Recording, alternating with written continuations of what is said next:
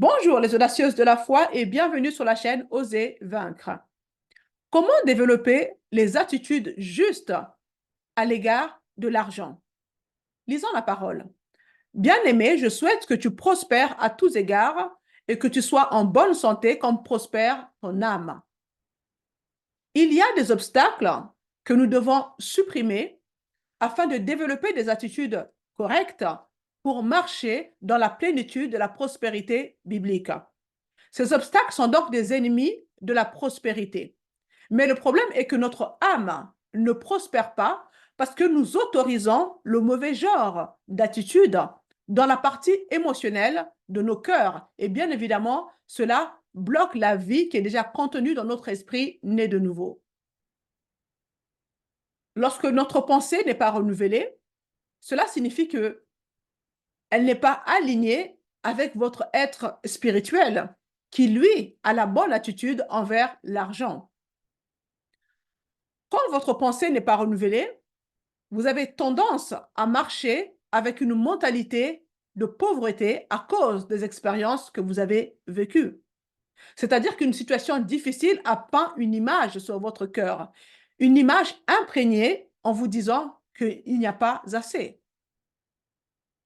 Nous allons donc parler de quelques obstacles, puis les bonnes attitudes à développer à cet égard. Donc, le premier obstacle à la prospérité biblique, c'est l'aveuglement ou la vision limitée. L'aveuglement, c'est simplement l'incapacité à comprendre qui est Dieu, à comprendre le genre de père que nous avons. Vous avez peut-être connu un échec financier et vous avez permis à celui-ci de devenir plus important dans votre pensée que la promesse de Dieu, de sa bénédiction à votre égard. Vous savez, nous sommes trop nombreuses à avoir permis à nos expériences de façonner notre vision de Dieu et de sa volonté de nous combler de faveurs et de bénédictions. Donc, l'attitude juste que nous devons développer à l'égard de l'argent est une révélation personnelle de l'attention du Père à notre égard. Connaître l'amour de Dieu à votre égard est ce qui vous permet de développer la bonne attitude à l'égard de l'argent. Lisons Proverbe 35, verset 27. Qu'ils disent continuellement que le Seigneur soit magnifié, lequel a plaisir à la prospérité de son serviteur. Est-ce que vous entendez? Le Seigneur prend plaisir à la prospérité de son serviteur. Alors, si c'est vrai pour son serviteur, à combien plus forte raison pour ses fils et ses filles? Le mot prospérité ici en hébreu est shalom et ça signifie bien-être, heureux, amical, en bonne santé, favorisé, en paix. Vous voyez? Donc, si nous, en tant que parents, le bien-être de nos enfants, le succès de nos enfants, le fait que nos enfants soient favorisés, la paix de nos enfants nous réjouissent le cœur, à combien plus forte raison ça sera le cas pour Dieu envers nous, ses enfants? Dieu est un Père aimant. Il n'y a point de mal en lui. Nous aimons nos enfants, certes, mais nous ne pouvons pas les aimer comme Dieu les aime. Amen. L'un des noms de notre Dieu, c'est El Shaddai, ce qui signifie plus que suffisant, qui pourvoit avec largesse. Plus que suffisant et qui pourvoit avec largesse. Cela signifie que notre Dieu n'est jamais à court de provision pour ses enfants. D'ailleurs, Matthieu 6, 26 nous enseigne quand même quelque chose. Il dit, regardez les oiseaux. Les oiseaux ne travaillent pas. Les oiseaux n'ont pas de compte d'épargne. Et pourtant, notre Père subvient abondamment à leurs besoins. Vous devez donc comprendre qu'en tant qu'enfant de Dieu, choisi de Dieu, Amen. Parce que Dieu vous a choisi. Il vous a prédestiné à être ses enfants d'adoption par Jésus-Christ. Amen. Donc, son amour et son attention à votre égard sont infiniment plus grands. Si vous comprenez que Dieu est votre Père et qu'il vous aime et que ses ressources sont illimitées, alors vos jours de manque sont terminés. Un autre obstacle majeur au fait de connaître la prospérité, c'est la peur. Dans 2 Timothée 1,7, il est dit ceci. En effet, ce n'est pas un esprit de timidité que Dieu nous a donné, mais un esprit de force, d'amour et de sagesse. La plus grande des peurs en ce qui concerne l'argent, c'est la peur de ne pas en avoir suffisamment. Et l'esprit de pauvreté alimente et se nourrit de cette peur. Cette peur ne fait pas de favoritisme. Elle touche aussi bien les riches que les pauvres.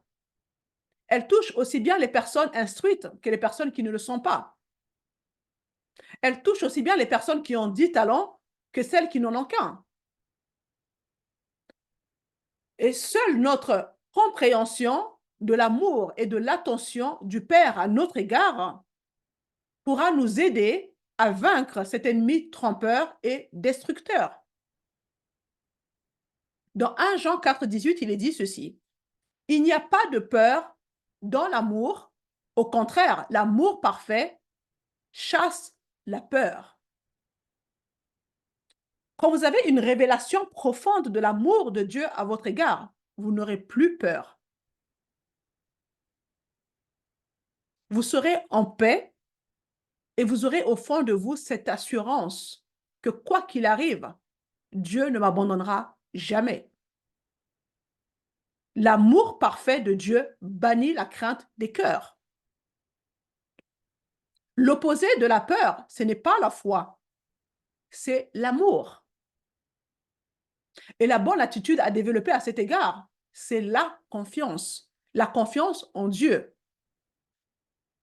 Vous savez, lorsque nous donnons notre dîme ou offrande, c'est un signe que nous faisons confiance à Dieu.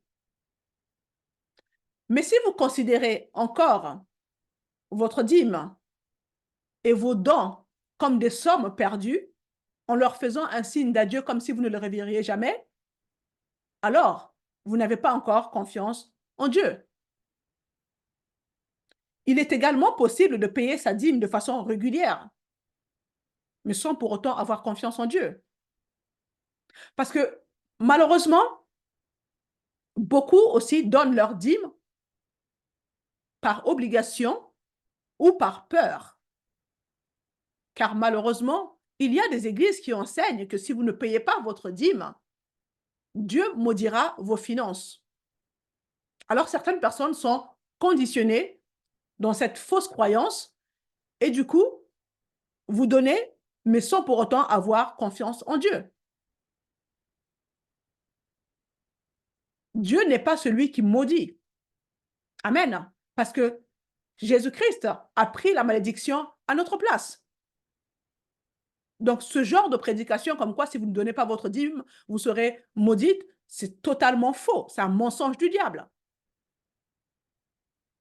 Les pasteurs qui vous prêchent ce genre de choses sont des voleurs. Je suis désolée de le dire, mais c'est la vérité. Ce n'est pas du tout biblique. Notre attitude à l'égard de l'argent est révélatrice de l'état de notre cœur et de la personne ou la chose en qui nous avons placé notre confiance. Et dans Matthieu 6, 21, il est dit, en effet, là où est ton trésor, là aussi sera ton cœur. La prochaine entrave à la prospérité, c'est la convoitise, la cupidité. Exode 20, verset 17. Tu ne convoiteras pas la maison de ton prochain. Tu ne convoiteras pas la femme de ton prochain, ni son esclave, ni sa servante, ni son bœuf, ni son âne, ni quoi que ce soit qui lui appartienne. Alors, qu'est-ce que la convoitise? C'est le fait de désirer, d'avoir envie, de convoiter, de piller par fraude extorsion ou gain injuste. Amen. La convoitise entraîne une opposition de la part de Dieu et incite nos cœurs à tromper les autres. La convoitise engendre de la tromperie et de la fraude. Jacques 4, verset 2 nous dit ceci. Vous désirez et vous ne possédez pas. Autrement dit, ce que vous convoitez vous possède. Vous ne le possédez pas. Ce que nous convoitons et désirons, nous n'arrivons jamais à le posséder. Il faut se tourner vers Dieu et lui faire confiance.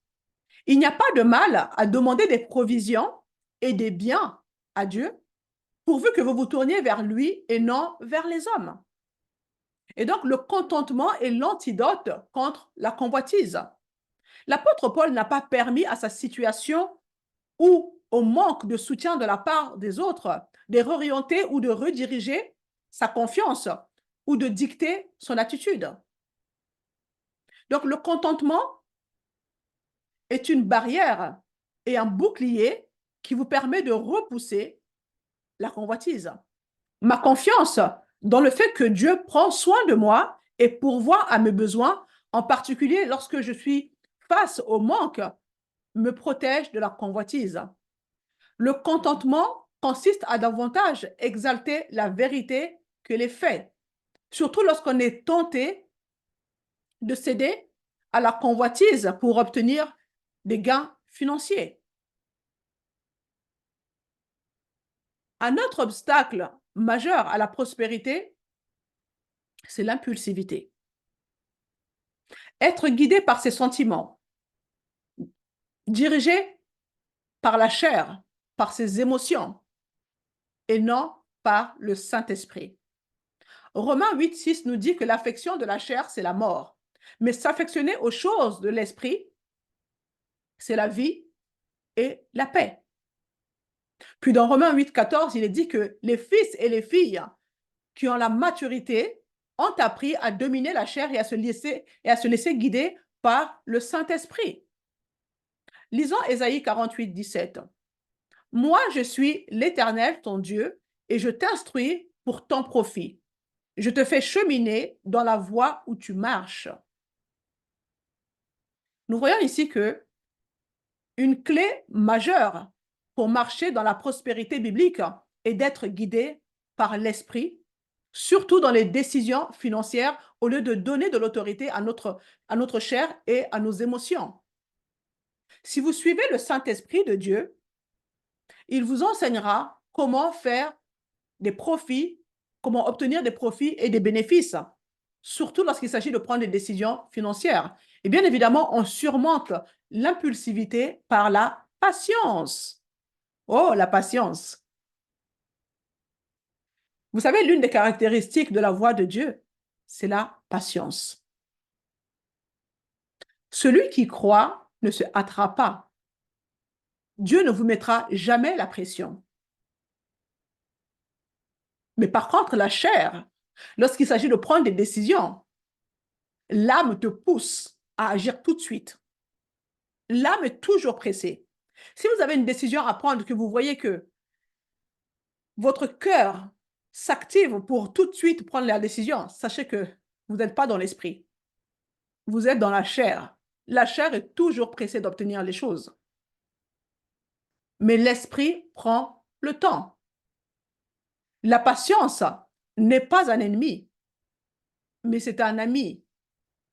Et la patience ne s'obtient pas par la prière. Elle doit être puisée dans la nature même de Dieu, une nature que vous possédez puisque vous êtes né de nouveau. Amen. La patience est un fruit de l'esprit que vous avez déjà en vous. Confessez tout simplement que vous êtes une personne patiente puisque vous possédez ce fruit en vous. Déclarez-le et croyez-le. Vous êtes une personne patiente. Ne vous attachez pas aux faits visibles et concrets, car en effet, c'est un mensonge du diable qui est en accord avec votre chair. Le diable ne peut pas vous attaquer, vous influencer dans votre esprit. Il utilise votre âme et votre corps. Donc, le corps, c'est-à-dire les 5 sens, vont vous influencer d'une certaine manière, mais vous devez faire le discernement. Vous devez avoir ce discernement. L'ennemi vous attaque par l'âme et en accord avec votre chair. Donc, les 5 sens, les circonstances peuvent vous montrer quelque chose, une situation qui semble être vraie, mais c'est un mensonge du diable. Amen. Ayez du discernement. Avoir de la pression, c'est un signe que vous n'êtes plus dans l'esprit. Parce que la pression ne vient jamais du Saint-Esprit. Au contraire, quand cela vient de l'esprit, vous avez la paix intérieure. Vous avez cette paix qui ne s'explique pas. Vous savez tout simplement, vous avez ce témoignage intérieur qui vous dit que c'est ça. Vous êtes rassuré au fond de vous et vous savez au plus profond de vous-même que c'est la bonne décision. Vous ne vous tracassez pas, vous ne vous stressez pas, vous n'êtes pas là à dire, mais Seigneur, qu'est-ce que je dois faire? Quelle est la décision? Non, vous savez au plus profond de vous-même que c'est la bonne décision. C'est cette paix intérieure que vous avez au fond de vous. Ça, c'est le Saint-Esprit. Le Saint-Esprit n'agit pas dans la précipitation. Jésus n'a pas permis aux gens, y compris ses amis et même ses proches, de faire pression sur lui. Il est notre exemple à suivre. Un autre obstacle majeur à la prospérité, c'est l'avarice. Proverbe 11, 24 nous dit ceci. L'un qui donne avec largesse devient encore plus riche. L'autre qui épargne à l'excès ne fait que s'appauvrir. Les richesses ne sont jamais destinées à s'arrêter à nous seuls. Nous ne sommes pas censés devenir une mère morte. Dieu a prévu que sa bénédiction à notre égard soit également utilisée pour bénir les autres. Et c'est ça la bénédiction biblique. Amen. La prospérité de Dieu ne doit pas s'arrêter à nous seuls. Être béni pour être une source de bénédiction pour les autres. La bénédiction se transforme en malédiction à cause de l'égoïsme et de l'avarice. Je vous encourage à lire 1 Samuel 25, versets 2 à 12. C'est l'histoire de Nabal. Dans Philippiens 2, 4, le Seigneur nous dit que chacun de vous, au lieu de regarder à ses propres intérêts, regarde aussi à ceux des autres. C'est une folie et un signe d'incrédulité que d'être avare ou de s'accrocher à son argent et à ses biens. Se focaliser sur vous-même stoppera le flux de bénédictions dans votre vie. Et la bonne attitude à développer pour contrer l'avarice, c'est bien évidemment la générosité. Un autre obstacle à la prospérité est la paresse. Comprenez que la paresse est un ennemi contre la prospérité que Dieu veut vous apporter. La paresse est donc un obstacle et un ennemi majeur à la prospérité. Un mot qui va de pair avec le mot paresse, c'est l'oisiveté. L'opposé de la paresse, c'est la diligence. Et la diligence ne consiste pas seulement à travailler dur, comme certaines personnes pourraient le penser. Dieu a pourvu de manière surnaturelle aux besoins des enfants d'Israël par la manne. Cependant, ils devaient chaque jour sortir pour aller la ramasser. Ils devaient aller la ramasser chaque jour. Proverbe 19, 15 nous dit ceci. La paresse fait tomber dans un profond sommeil et l'homme nonchalant connaîtra la faim. La paresse prend son origine dans une attitude de cœur qui manifeste l'inactivité et le manque. La paresse détruit le potentiel et gaspille le talent. La paresse et le fait d'être dépourvu de bon sens sont des sources directes de pauvreté. Les raisons de la paresse, pour moi, hein, je pense que c'est le fait de ne pas avoir un objectif. Car lorsque vous avez un objectif et une destinée, cela vous pousse à passer à l'action. Ça vous pousse à agir. Une personne paresseuse se sent incompétente et elle doute de la grâce de Dieu en elle. Elle a peur de l'échec et elle n'ose pas prendre des risques. Elle ne prend aucun risque d'entreprendre quoi que ce soit. Cette personne ne veut pas accepter la responsabilité ou la culpabilité d'une erreur ou d'une mauvaise décision.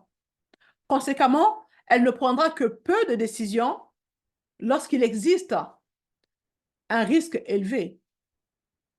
Cette personne tergiverse lorsqu'il s'agit de prendre des décisions importantes. Donc, pour vaincre la paresse, il faut développer une attitude de diligence. Romains 12, 11 nous dit ceci. Ayez du zèle et non de la paresse. Soyez fervents d'esprit et servez le Seigneur. Alors, qu'est-ce que la diligence? C'est être alerte, être déterminé, être vif, précis. C'est une obéissance ou un effort ciblé, persistant, en fonction de vos points forts, de vos dons et de votre appel. 1 Timothée 4, versets 14 à 15, nous encourage à ne pas négliger le don que nous avons reçu. Il nous encourage à méditer ces choses jusqu'à ce que nos progrès, notre succès soient évidents pour tous. Chères sœurs, au vu des différents obstacles invoqués dans ce partage, vous vous connaissez vous-même. Moi, je ne vous connais pas. C'est donc à vous d'examiner votre vie, de supprimer les obstacles qui doivent l'être et de développer les attitudes justes afin de marcher dans la prospérité biblique. Dieu regarde au cœur et non aux apparences. Et si vous êtes sincère dans votre démarche, le Saint-Esprit vous donnera les capacités et vous aidera à opérer ce changement en vous. Car c'est le Saint-Esprit qui vous perfectionne et c'est aussi lui qui vous affermit. Un ennemi majeur de la prospérité biblique, dont la plupart des gens ne tiennent pas compte, c'est le sens de la propriété vis-à-vis des finances et des possessions matérielles. Il est donc important pour nous de bien comprendre qui est le propriétaire et le patron afin de pouvoir réussir dans la vie. Dans Genèse 1:31, il est dit que Dieu est le créateur de toutes choses. Il est le maître de l'univers. Par conséquent, toute chose lui appartient, n'est-ce pas? Lisons Psaume 24:1. C'est à l'Éternel qu'appartient la terre avec tout ce qu'elle contient, le monde avec tous ceux qui l'habitent. Agé, chapitre 2, verset 8, il est dit ceci. L'argent m'appartient, l'or m'appartient, déclare l'Éternel, le maître de l'univers. C'est donc son dessein. Dieu a mis en place son dessein et nous avons ce privilège d'y participer. Le rôle de l'homme, c'est d'être un intendant, de garder, de cultiver ce que Dieu a créé et dont lui-même est le propriétaire. C'est ce que faisait Adam dans le jardin d'Éden. Et bien évidemment, nous sommes perdus et confuses lorsque nous confondons ces deux rôles, ce qui nous pousse à questionner Dieu ou même de l'accuser. La manière dont nous gérons les dons, les talents, les ressources et le temps de celui qui en est le propriétaire déterminera également notre récompense éternelle. Amen. La bonne attitude de cœur à développer vis-à-vis des finances et des possessions matérielles, c'est l'intendance. La véritable intendance prend son origine dans la conviction fondamentale que Dieu en est la source, l'auteur et le propriétaire. Ce qui signifie que tout ce qui m'a été confié lui appartient. Chacun de mes dons, de mes talents, de mes ressources, de mes possessions et même le souffle de vie qui m'est donné chaque jour est un don de Dieu. Par conséquent, tout ce que je possède appartient à Dieu. C'est aussi simple que ça. Et moi, je ne suis qu'une gestionnaire à qui l'on a confié ses ressources. Et je dois donc apprendre à bien gérer cela en suivant les instructions que Dieu nous a données dans sa parole. Une bonne gestionnaire sera diligente afin de bien gérer les ressources de Dieu conformément aux instructions que Dieu nous a données dans sa parole. Et notre façon de gérer les finances sera totalement différente lorsque vous allez considérer que l'argent en votre possession ne vous appartient pas, mais appartient à Dieu.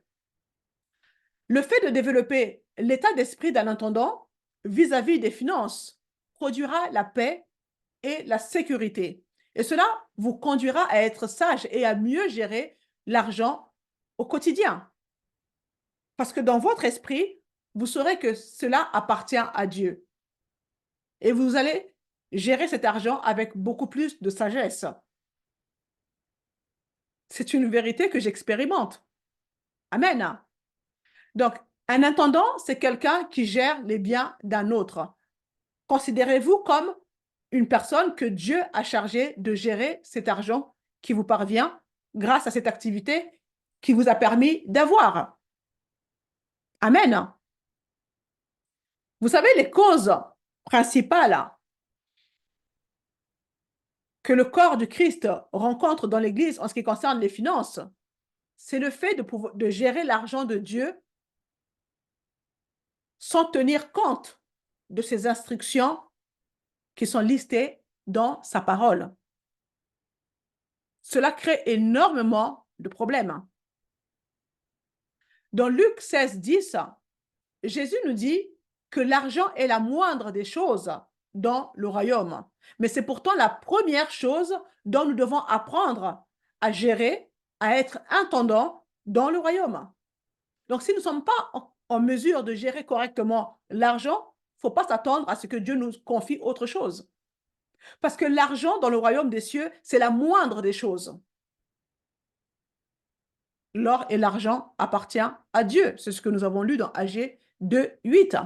Amen. Donc, pour pouvoir gérer notre argent avec fidélité, nous devons accepter le fait que Dieu en est la source et le propriétaire.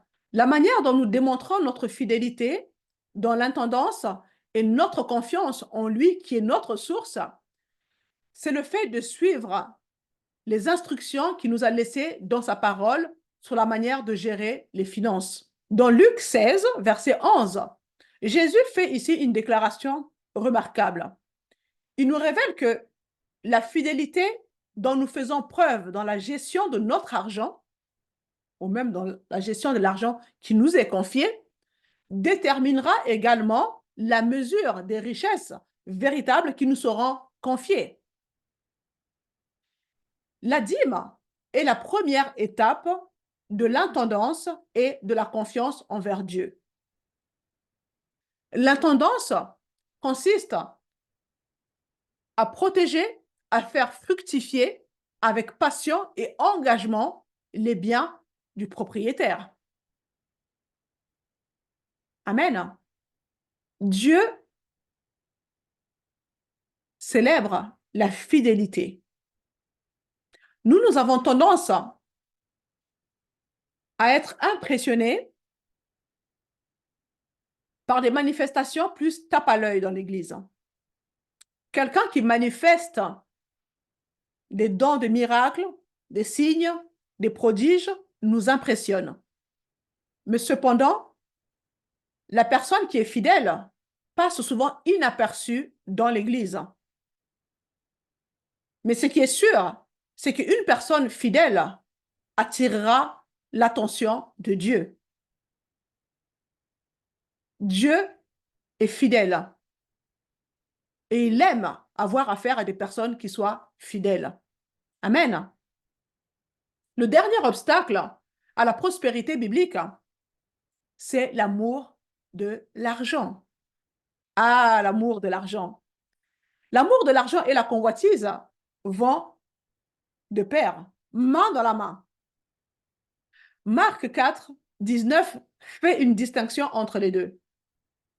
Il est dit ceci: les préoccupations de ce monde, l'attrait trompeur des richesses et les passions en tout genre pénètrent en eux, étouffent la parole et la rendent infructueuse. La convoitise est l'activité dans nos cœurs de désirer les choses matérielles. L'amour de l'argent naît d'un cœur qui accepte l'attrait trompeur des richesses comme si c'était la vérité. Lorsque nous permettons aux richesses de déterminer notre assurance, notre paix, notre sécurité, nous nous séduisons, les amis. Nous nous séduisons. Parce qu'aucun relevé bancaire ne peut définir notre condition spirituelle. Dans Apocalypse 3, versets 16 à 17, lisons ce que Jésus dit à l'Église. Ainsi, parce que tu es tiède, que tu n'es ni froid, ni bouillant, je vais te vomir de ma bouche. En effet, tu dis, je suis riche, je me suis enrichi, je n'ai besoin de rien, et tu ne sais pas que tu es malheureux, misérable, pauvre, aveugle et nu. Waouh! C'est assez violent quand même. Hein? L'amour de l'argent, l'attrait trompeur des richesses étouffe la parole de Dieu et la rend infructueuse dans nos cœurs. Proverbe 1, 32. La prospérité des insensés les détruira. C'est fort. La parole de Dieu, parfois, j'ai l'impression qu'elle donne des gifles. C'est incroyable. La prospérité des insensés les détruira parce qu'ils ont permis à leur richesse de les rendre spirituellement complaisants. Je vous encourage à lire 1 Timothée 6, versets 9 à 10, qui nous donne la description d'une mauvaise relation à l'argent. Elle entraîne la destruction, elle entraîne un égarement de la foi et une grande tristesse. Lisez ce passage. C'est vraiment important de méditer là-dessus pour pouvoir apporter une correction sur notre attitude qui n'est pas forcément en accord avec la vérité de la parole de Dieu. L'amour de l'argent est la racine de toutes sortes de maux. Nous avons tous entendu ce genre de déclaration. L'amour de l'argent, si vous croyez que les richesses peuvent faire pour vous ce que Dieu seul peut faire, alors vous avez échangé la vérité contre le mensonge. Et vous entrez bien évidemment dans la tromperie des richesses. Et cela condamnera et fermera votre cœur jusqu'à être différente de la personne que Dieu a voulu que vous soyez. Ne suivez donc pas l'amour de l'argent. Et l'attitude juste que nous devons développer afin de contrer l'amour de l'argent, c'est de préférer les relations à l'argent. Préférer les relations. Lorsque l'amour de l'argent n'est pas contré, cela détruit les relations. Les faits divers dans cette société autour de l'argent, c'est juste hallucinant. C'est juste hallucinant. Préférez les relations à l'argent. Vous savez, Jésus a chassé du temple tous ceux qui faisaient passer le gain financier avant leur relation avec Dieu et les autres. Et aujourd'hui, nous sommes devenus le temple du Saint-Esprit, du moins si vous êtes nés de nouveau. Et ce même Dieu, aujourd'hui, a toujours ce même zèle pour purifier les temples contemporains que nous sommes devenus. Amen. Il veut purifier son temple de l'amour de l'argent. Quand vous avez de l'amour, quand vous manifestez de l'amour à l'égard de Dieu, à l'égard des gens, cela chasse l'amour de l'argent des cœurs. Et dans Matthieu 6, 33, il est dit ceci: recherchez d'abord le royaume et la justice de Dieu, au lieu de chercher d'abord de l'argent et vos besoins. Et tout cela vous sera donné en plus. Et j'ai été marqué par le passage de Matthieu 6, 24 qui dit ceci: aimez Dieu et l'argent vous servira. C'est fort. Aimez Dieu et l'argent vous servira. Et ensuite, il est dit ceci: aimez l'argent et vous le servirez. Et là, ça change la donne. Ça veut dire que là, vous serez dans la servitude. L'argent doit vous servir et pas l'inverse. Méditez Matthieu 6, 24. L'argent doit vous servir et pas l'inverse. Mes sœurs, c'est ainsi que se termine notre série sur la prospérité biblique et la prospérité de l'âme.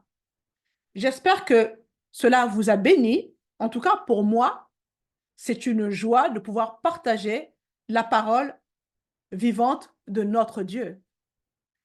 Partagez la vidéo autour de vous pour bénir quelqu'un d'autre, pour encourager quelqu'un d'autre. Abonnez-vous si ce n'est pas encore fait et je vous dis à la semaine prochaine. Merci.